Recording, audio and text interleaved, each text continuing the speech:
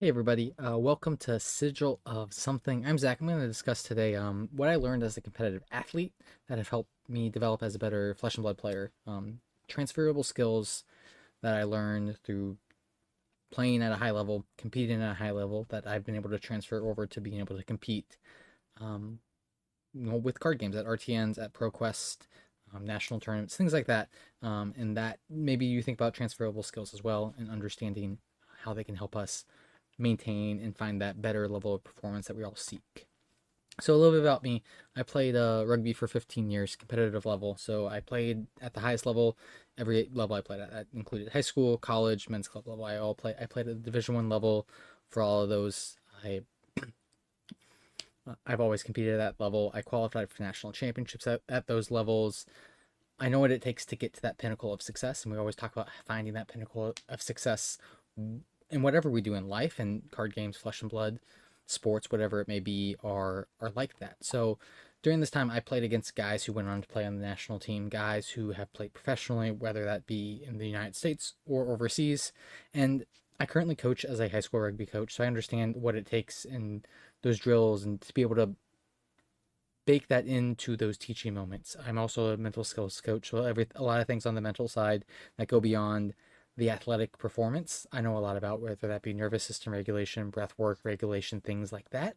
Again, those things are transferable skills from sport, from other realms of our life to what we enjoy, playing flesh and blood, playing cards, and hanging out with our friends. So, one of those tips is how we prepare. If you talk to any high performing athlete, they're going to tell you how you practice, how you're going to prepare, but also understanding you can't just wake up one day and say, hey, I'm going to grab this deck, grab a random deck off your shelf and be like, I'm going to go find success at an RTN, a ProQuest, or even bigger tournaments like a calling and such. You need to understand, what your game plan is. That's where play your game comes in. It's a term I use with my players, and it's a term that relates to flesh and blood as well. So we need to understand our macro and our micro level game plan. So that macro is going to be like, what is our game plan? What are we trying to do? So that's going to look different for every single deck. If you're playing an aggressive deck, it's like, hey, how can I find the ways to do those big combos or to sequence together 4, 5, 6 card hands together to allow myself to express that? And the micro is kind of what we're doing in the game to game turn-to-turn actions. If you're matched up against an aggro mirror, that's going to look different than if you're playing against a fatigue deck, or are you trying to set up a pitch deck. Understanding your deck, playing towards that strategy is very, very helpful in that regard. And then also, you need to have a plan for when your plan collapses. If you say, hey, I'm going to do X, and you just try to do X, and you keep pushing yourself against that brick wall that's not moving, you're not going to find success. You need to be able to understand how to pivot and understand what's going to work well.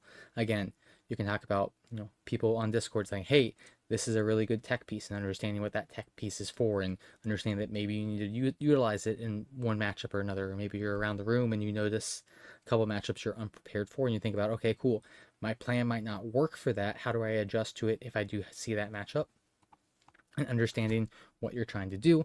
And then also with that is variance and mental resilience, is understanding like you can't be like, well, I never saw any of my power cards. They saw all their power cards. They got lucky. It's just like if you're doing that, that's a defeatist attitude, and it's not going to help you be a better player. You need to understand, like, hey, my deck presented these. I don't know. Let's say you only got 20 cards into your deck. These 20 cards. Was there a way I could have played better? You might not have won that game, but is there a way that I could have played better that maybe allowed me to get to the 24th, 25th, 26th card of my deck? And maybe that's where that our game plan can come together, and then we could have been able to find that win. So understanding that, but again, end of the day, there's going to be variance. There's variance in sport. You might get bad calls from refs, things like that. And there's variance in card games of how our deck gets shuffled, but us having the mental resiliency to be like, okay, cool, it's not coming together right now. And this goes back to having a plan when our plan fails. I'm not seeing my game plan the way I want to. I want to find the success I want to, having the resiliency to stay together, um, and understanding that sometimes we got to take responsibilities. Like, hey, I misplayed, I played poorly. That's going to happen, and that kind of leads us into that next point, which is going to be our event management. So everyone talks about it, nutrition and hydration. If you're playing an RTN event, let's say it's 5 rounds, that's going to be a minimum of 5 hours of playing cards. You don't get an opportunity to have a full meal, so making sure you're prepared with snacks, but also making sure you're prepared with electrolytes, water, whatever it may be, so that you feel well, good and rested and things like that. What you don't want to do, you don't want to be distracted and hungry and then playing a stressful winning game and you're just like, I'm hungry, you're not thinking properly. Your gameplay is going to fall down to a level that you don't necessarily want in that regard. And we're going to try to avoid that. So that's why we want to prepare snacks that aren't going to crash out our body. We want to have electrolytes throughout the day. We know it's going to be long, but with that longness, we know that we can take our time too. Rounds are 55 minutes. Fab is a hard game. Make good decisions. Look at your hand, evaluate it properly. If you've played your deck enough times, you can kind of predict what you're going to see, and you can play through that. You can have good practice reps. We'll talk about that in just a second.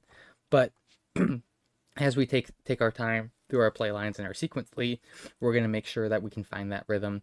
We're not going to be stressing about other things. We don't want to have to worry about our nutrition levels or our hydration levels as we're trying to do things at a high level. If we're fighting mental hunger, fatigue, whatever it may be, we're gonna find ourselves out of our rhythm, out of our zone.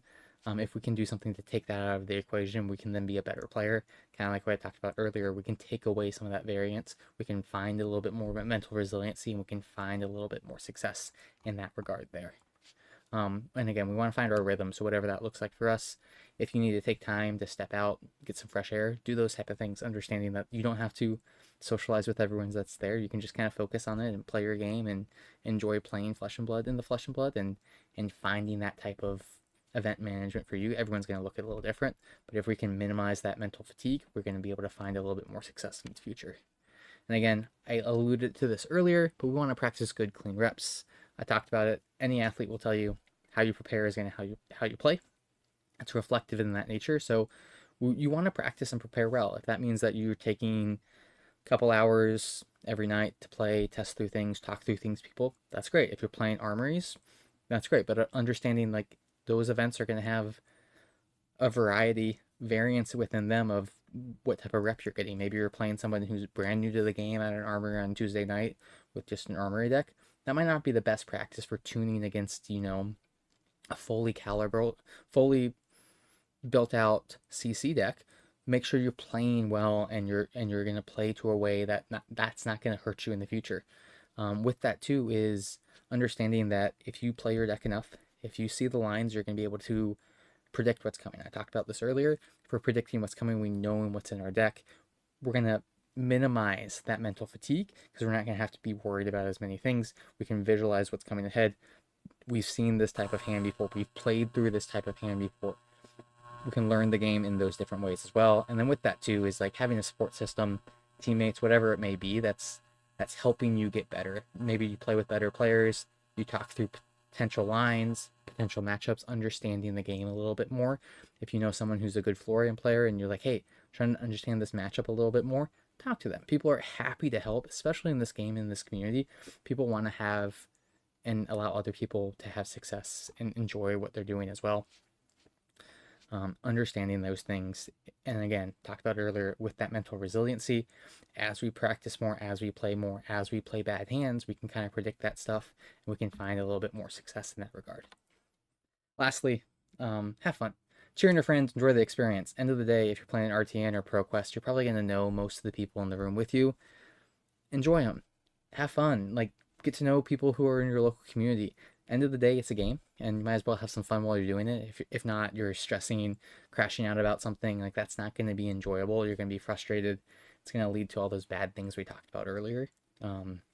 Again, have fun. If you're playing at that calling level, it might be a little bit more stressful. So again, finding ways to take that stress off of yourself, take that pressure off of yourself so that you can find the success that you want to have or the enjoyment that you want to have out of the game. Each one of us is playing this game for different reasons, whether that be to play at the highest level, the calling level, national level, worlds level, or maybe we just want to have fun with our friends, be successful, maybe at an RTN or a ProQuest level. That's perfectly fine too. Understanding and having those expectations going into it is going to create that more enjoyable experience coming out of it. So hopefully these skills are helpful. You learned a little bit of something. You can take them into your next armory, RTN, ProQuest, whatever it may be, and hopefully you can find a little success that way. Other than that, awesome. Thank you guys, and hope you have a great time at your next event.